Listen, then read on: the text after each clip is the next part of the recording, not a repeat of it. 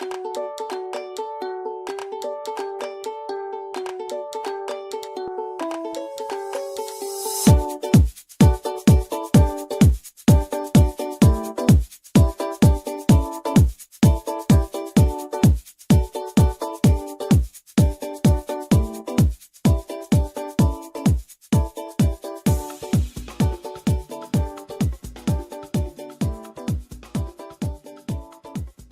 there are actually four in my part kasi. Climate action, peace and peace and justice, which is transparency, and then quality education. And the last one is sustainable communities. What I want to do if elected is have a continuation. Now it's just 4 pillars of development, but I want to have the 4 pillars of sustainability.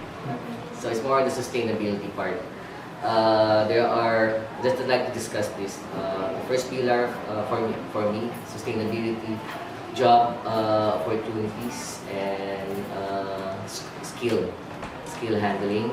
Second one is peaceful and orderly communities. Okay. Third is clean environment and healthy living. And of course, the last one is knowledge and training for our education. So if you're gonna check out that 4 pillars, it's also almost the same, na-summarize lang, almost the same with the SDGs. Sustainable communities. Sustainable communities, if you're going to define it, more or less more on the safe, peace and order, safe environment. And actually, I've been doing that since I was here in the City Hall of Santa Rosa. I've been helping out on the peace and order side of Santa Rosa. But I would like to expand that assistance. Of course, legislation. My position, if elected as Vice Mayor, is more or less legislative side. So the task there is to check out, upgrade, maintain the ordinance. Basically, I want to review all the ordinances first and then have it upgraded na sugon sa panahon natin ngayon. Obviously, marami dyan na medyo outdated na. But I would like to, check it out first and then relate it to the technology and to adapt it to the present situation. Yun nga, it's a safe, sustainable communities, of course, peace and order, and then, of course, the community should have a parang develop parang corporate sustainability program din. Hindi lang sa peace and order, more or less sa lahat ng aspect, lahat ng sector. But specifically, peace and order. So like that. CCTVs, traffic lights, basically sa peace and safety ng mga mamamayan sa lungsod ng Santa Rosa. Okay, the other one, quality education. Quality education, in order to have a quality education, you have means to access the education. I have a background in IT, information technology, so for me, better to have a lot of access to the web, access to computers, which is I've been also doing that bilang City Information Technology Office for the past 4 years. Sad to say lang kasi I resigned because of my candidacy as for the Vice Mayor position here in Santa Rosa. But still, that's the goal, access. Of course, quality education, you need the institution. We have the PUP here in Santa Rosa, but however, if it's parang siyempre kulang pa, long-term plan is to have another school, another university. It's a little bit medyo hazy pa kung paano gagawin yung the budget permits, then it should be a long-term plan. Siguro during the 3-year term. Pamantasan o anything that would relate to access to education. Medyo nabibitin, kulang tayo sa PUP. So, that's one. Peace and justice. More or less, it's a good, it's a transparency. Transparency and good governance. Okay? Sa part ko, legislative yun. Actually, madali naman gumawa ng mga solution, hindi gumawa ng mga ordinance that would pertain to that, SDG. But to be specific, syempre, in order to have that, you have to have a good infrastructure. One of my priorities then is to have infrastructure built here in Santa Rosa, which is almost done na rin infrastructure interconnection, yung mga traffic lights, yung mga roads. Hopefully, I can do that through legislation. Kundi naman, through committees. The process here in local government unit is that the councilors naman are members or chairmen of the committees. And these committees should be the one to do the budget, to do the programs, to do the activities. And what I would like to do is to, stress them out to have this program started and to have this program budgeted. And then obviously, just like yung sinasabi nga, is that there should be maintenance in order to have a sustainable program or activities.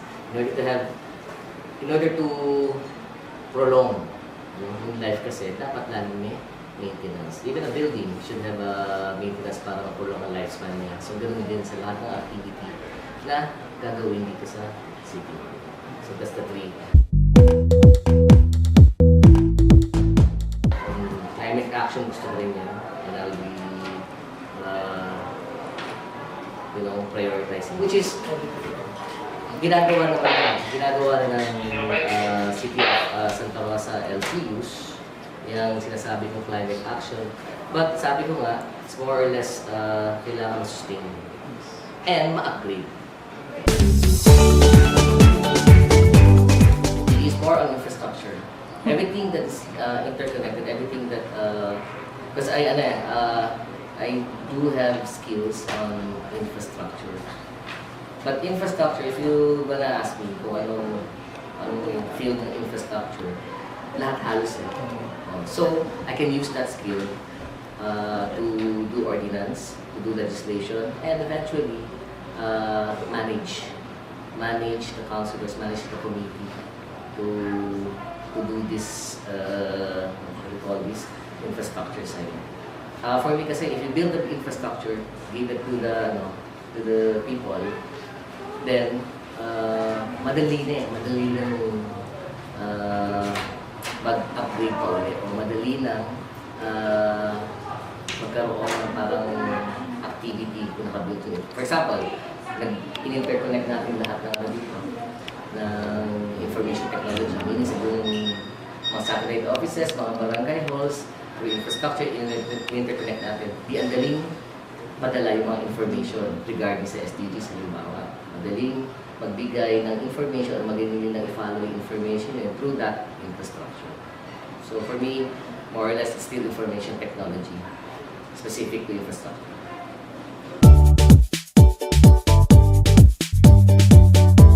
The four SDGs din. I mean, it's a matter of prioritization.